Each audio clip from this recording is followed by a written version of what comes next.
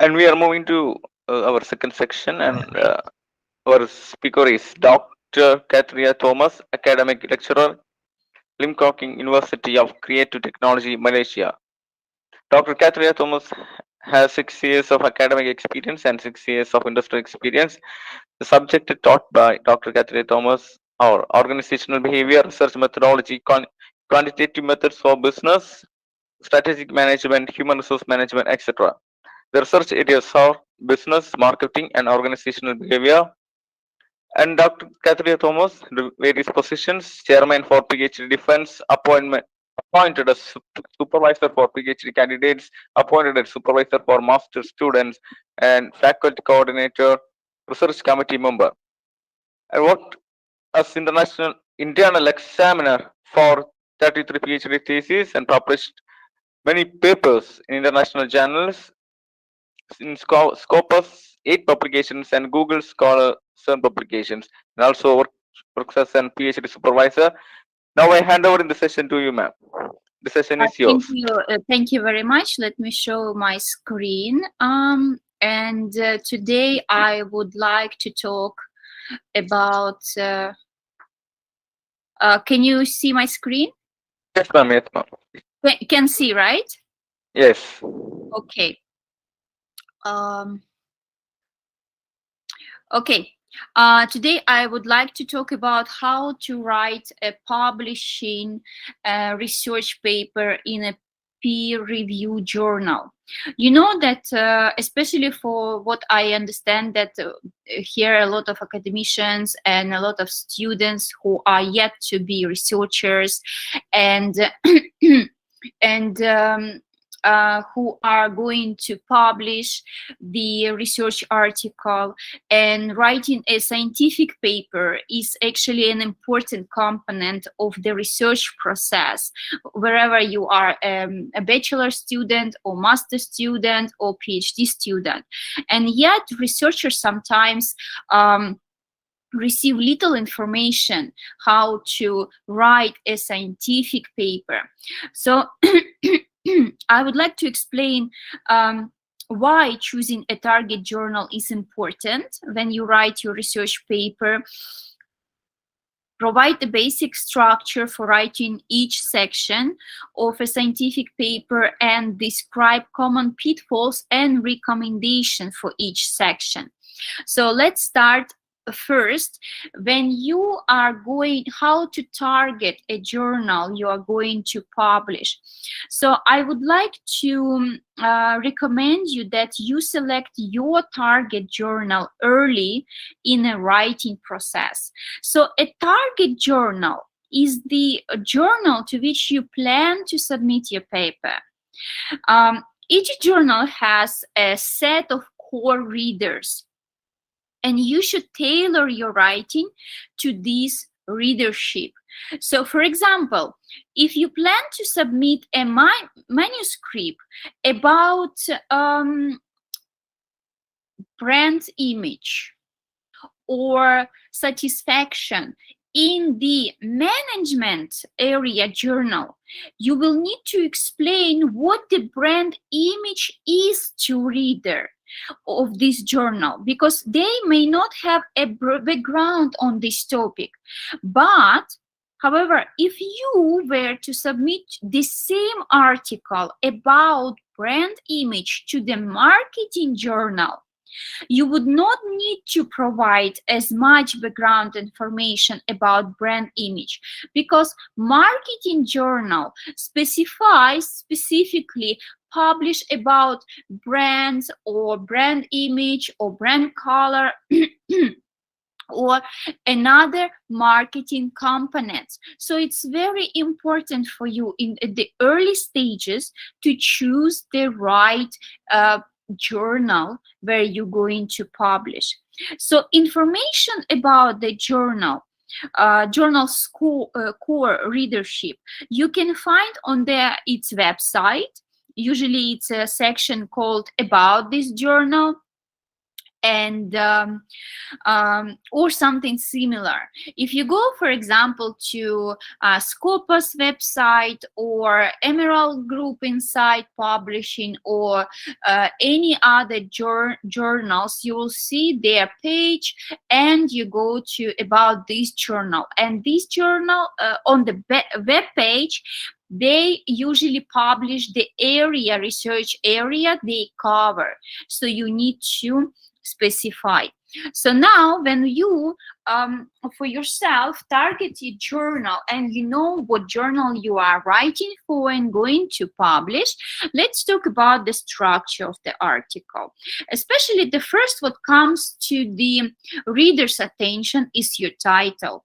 So your title should invite readers to continue reading beyond the first page, of course.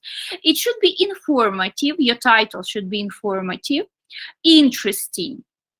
Also, please consider describing the independent and dependent variables, the population and settings, so the study design or the timing or even the main result in your title.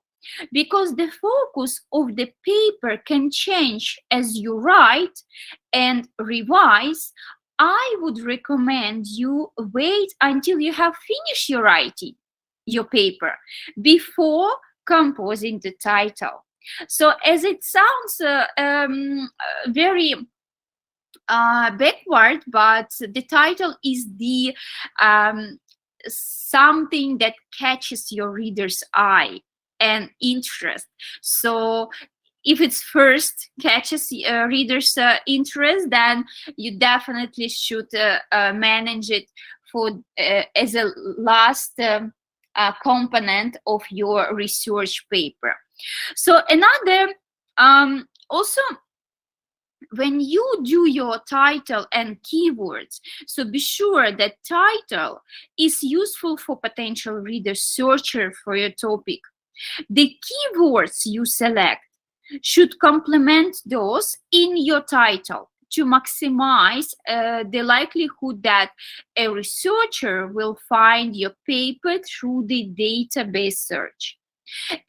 Please avoid using abbreviation in your title unless they are very well known, because it's more like it is more likely that someone will use a complete word rather than an abbreviation in a search term to help readers find your paper.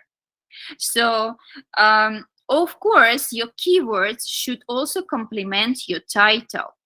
And after the keywords, it comes the description of the article, such called abstract. So abstract basically is the sales pitch for your article. It's actually a summary of the article within 150 or 350 words, which can be included general statement, problem statement, methodology you used to conduct your research study, and results and major findings, and conclusion, recommendations and conclusion. Also, I would suggest you to avoid putting citations in the abstract because it's completely unnecessary.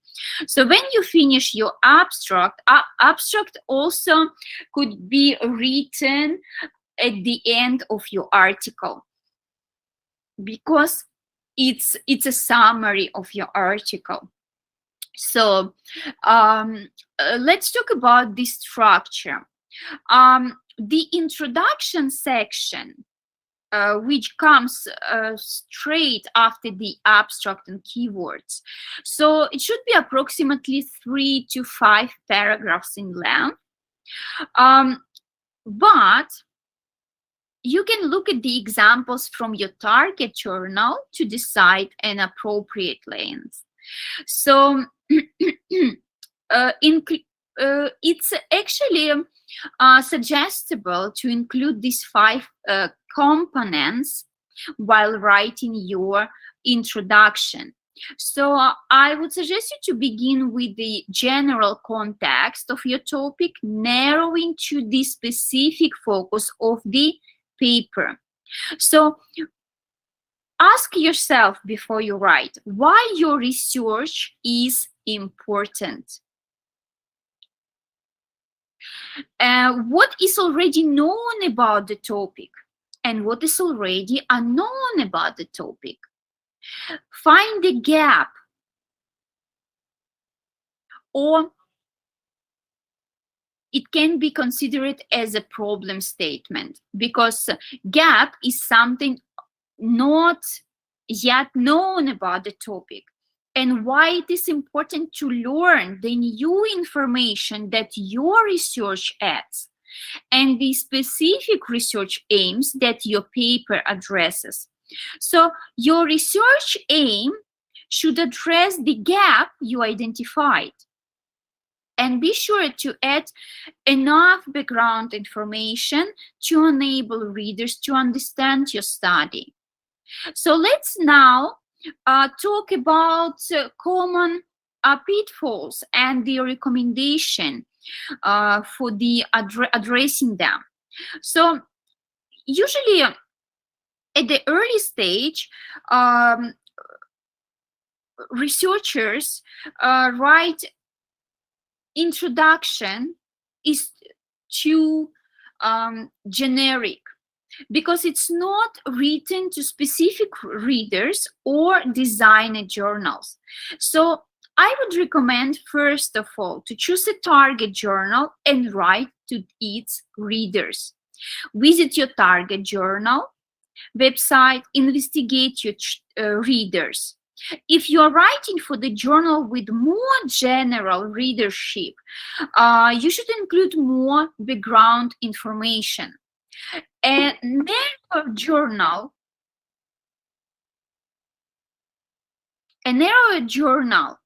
like maybe marketing journal, or for the specific components, or the excuse me. Okay. So this narrow journal, they might require less background information, because most of its readers have expertise in the subject matter. Another pitfall is usually researchers fail to put citations correctly, unfortunately. So recommendation for that, you need to cite them and cite all statements that could be challenged. If you claim, or if a claim could be debated, it should be supported by one or more citations. And one more recommendation: when you write an article, I would suggest you to use a program called Mendeley. It's automatically, when you upload the article and you cite it, so it's automatically appeared in your article, in your introduction or literature review, and automatically appeared in the references. So you won't be missing any matching between citations in the literature review, introduction in your article, and references. So of course you need to look for the open access journals. You can go to the Scopus website. They have open access journals. You can use Emerald Insight. You can use Taylor. You can use Science Direct website. There are plenty of open access journals to make sure that you put right citations. And another pitfall is that the research aim is vague. So I would suggest to include enough key information to allow readers to imagine the analysis. Be sure that your research aim contains essential details like the setting, population, sample, study design, timing, dependent variables and independent variables. If you have mediating variables also included, or moderator. So using such details, the reader should be able to imagine the analysis you have conducted. So after introduction, we are going, usually in the article, after introduction, straight goes to the method section. So the purpose of the method section is actually twofold. First, it's to explain how the study was done in enough detail to enable its replication and to provide enough contextual detail to enable readers to understand and interpret the result. And in general, the essential elements of the method sections are its description of the setting and participants, the study design and the timing, the population or the scope of the study, and your sampling, if you are doing quantitative method or you're doing qualitative method, data collection process, how you measure your variables. Most of the researchers at the beginning, they sometimes miss out in their papers of the measurement of each variable, or they fail to include dependent variable or mediator and so on. So that is very important, how you measure your variables. Also mentioned, is it cross-sectional study or longitudinal study? Cross-sectional study is when you're doing your research during one period, for example, from June 2002 to August 2002. And longitudinal study is where you do the research several times, for example, from January 22 to March 22. Then you apply result, you see the improvement, and then again you do the research, same research with the improved variables and so on. So it's a longitudinal study. So also dependent independent variables, of course, analytic approach for each research objective, which you developed in the introduction section, or sometimes it's called literature review as well, and the ethical approval. Please remember, the research always should be ethical. So the hallmark of the method section is the justification of why each method was used. So sometimes researchers have pitfalls for this section, and one of them is the author only describes method for one study aim or part of an aim. So my recommendation is, please make sure the methods are complete. You explain step by step. It's like a baby trying to walk from A to B.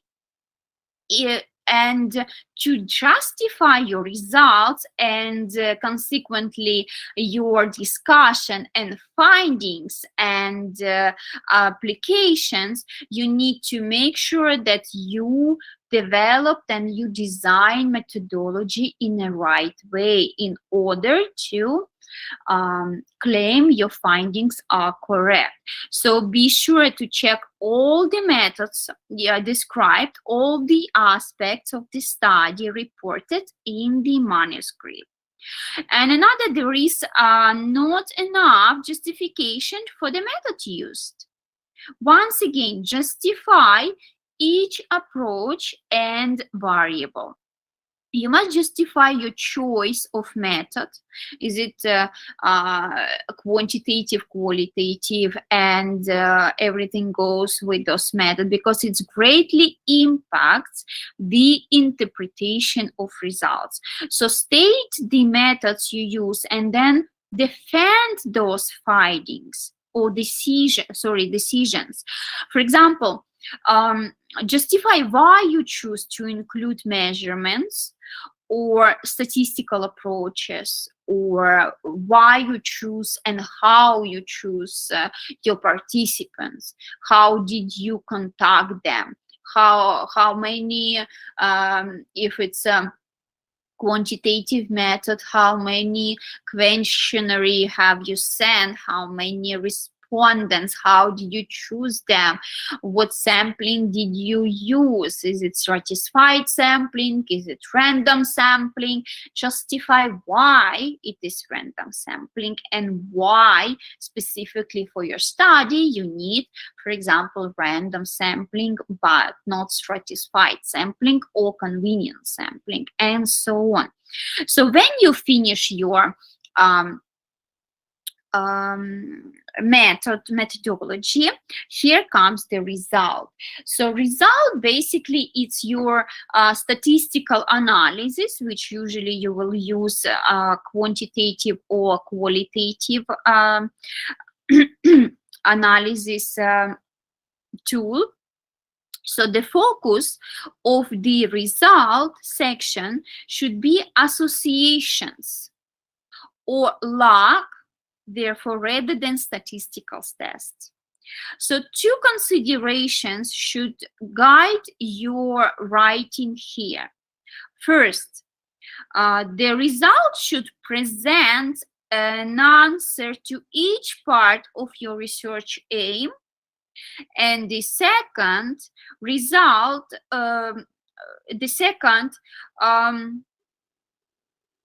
return to the methods section to ensure that the analysis and variables for each result have been explained. So this section can begin by describing the number of participants in your final sampling, the details such as number, who were approached and participate, the proportion who were eligible and who enrolled in your study, and the number of participants who reject or fail to return your questionnaire or fail to answer your questions. So it depends on your research design.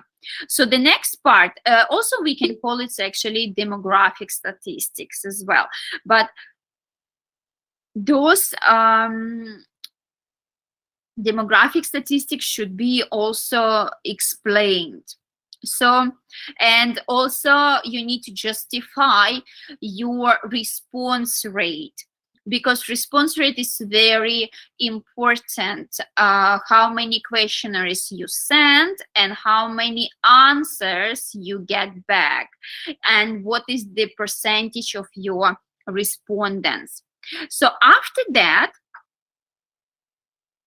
you may organize your result by the aim or by putting the most exciting result first.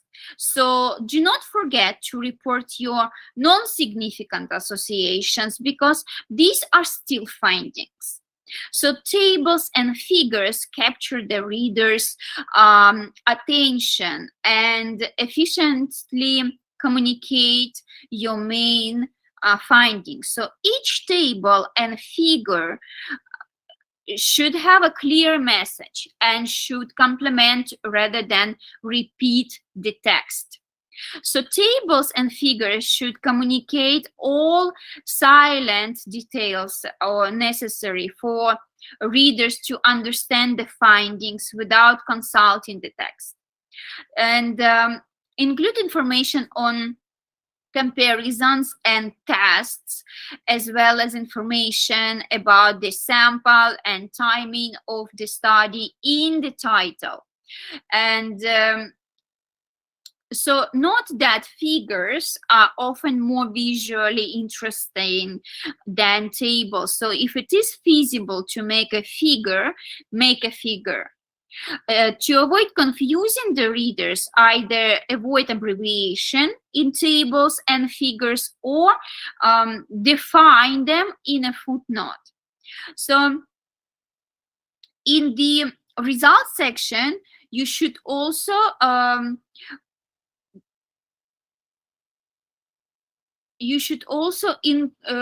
present the analysis, but you do not interpret the result, because there will be another section which is, we will discuss it later. So let's discuss first its pitfalls and recommendation for the results section. So sometimes researchers focuses that the text focus on statistical text rather than associations. So my suggestion is the focus on associations instead of statistical tests. For example, the relationships between independent and dependent variables are at the heat of scientific studies. So, and statistical tests are a set of strategies used to present such relationships. For example, you do not simply put that the analysis path between independent variable and dependent variable is 0.002 or 0.5. For example, you could say that interpret that independent variables influence tends to be increasing and dependent variables tend to be decreasing because we can see their path, or is it positive or negative path? So it's a negative that independent variable increases and dependent decreases, and if it's positive, they both increases. So if a satisfaction, if a raise payment increases, job satisfaction increases, right? And if the negative independent variables, let's say it's a negative environment, increases, the job satisfaction is decreases. So you just do not state the relationship between independent variables by numbers. You might explain the association based on the numbers. So another pitfall is the casual words like cause or impact used inappropriately.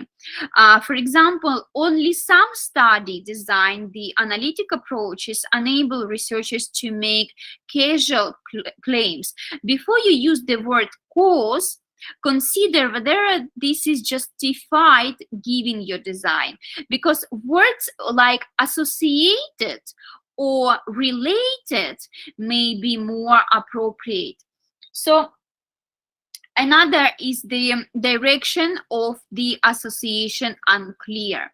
So be explicit about direction of association. Instead of, for example, X is associated with Y, say an increase in variable X, for example, independent variables, is associated with a decrease in variable Y. We can say dependent variable. So a sentence which more fully describes the relationship between two variables, independent and dependent variable. So when you present your results section, here next section comes the discussion section and conclusion, of course. Sometimes journals sometimes journals prefer to have it in one section. Some of the journals ask to be this section to be separated. So it's basically based on your targeted journal. So opposite to introduction section, with the discussion section should take from the side up, beginning with the interpretation of your results and moving to general implications. So this section typically begins with the restatement of the main findings, which can usually be accomplished with a few carefully crafted sentences. So next, interpret the meaning or explain the significance of your result. So lifting the reader's gaze from the study-specific findings to more general applications, and then compare the study findings with other research. Are these findings in agreement or disagreement with those from other studies? Does this study impact additional nuances to well-accepted theories? Situate your findings within the broader context of scientific literature. So then explain the pathways or mechanisms that might give rise to or explain the result. So then journals vary in their approaches of the strength and limitation section. Some are asking paragraphs within the discussion section, while some journals mandate separate section for headings. So keep in mind that every study has strengths and limitations.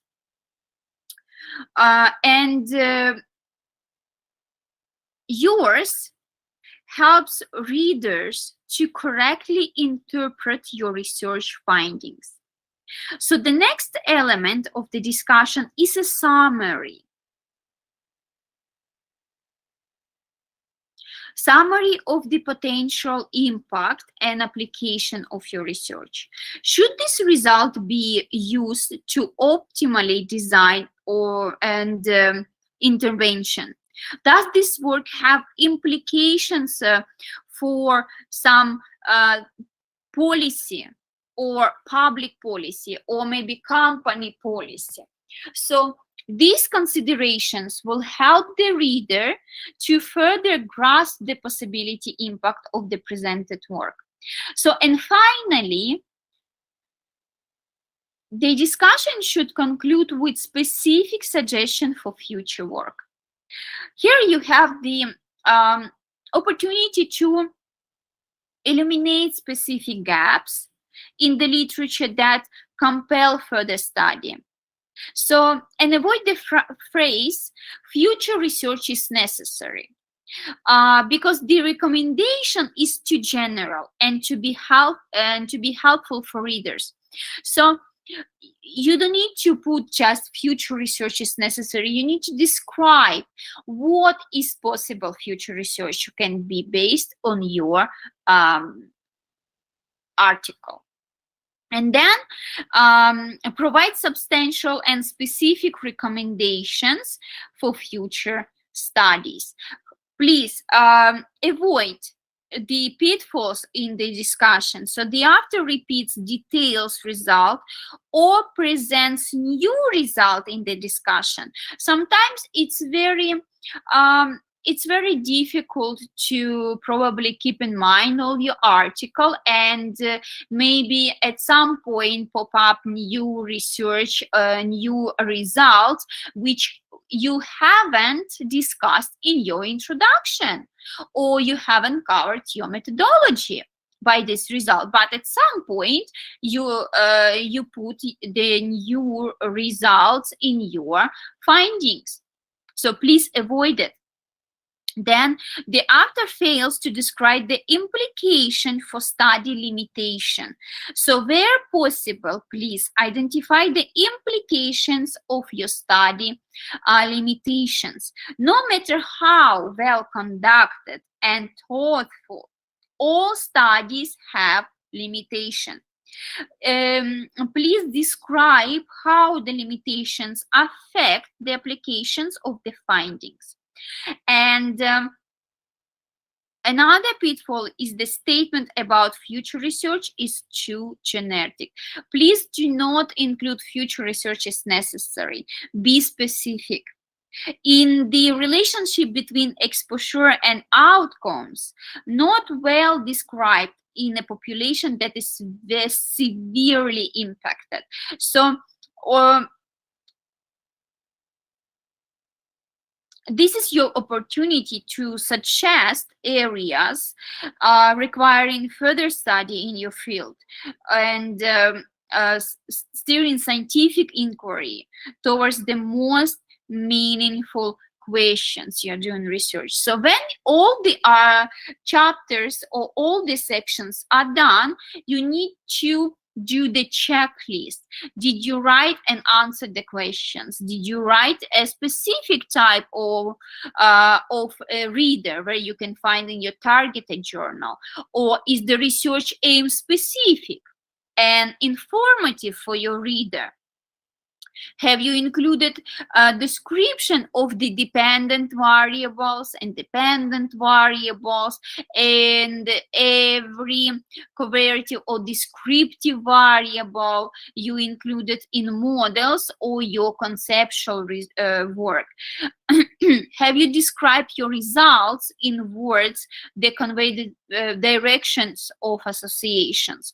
Or does the text of the results section summarizes the key findings from tables and figures rather than representing from exactly? Did you avoid repeating detailed results in the discussion section and avoided presenting new results in the discussion? So have you included limitation and implication and the fade in your approach where you appropriate? And is your title informative and interesting? Have you cited appropriately throughout the entire manuscript? So please, these questions should be considered before you submit your work to the journal. And one more suggestion: when you feel that your work is ready, I would suggest you to ask your probably lecturers or colleagues to read your work and provide informative feedback. And and after that, you can submit to your targeted journal. Right now is the I will finish my presentation. If you have any questions, I am here to answer them.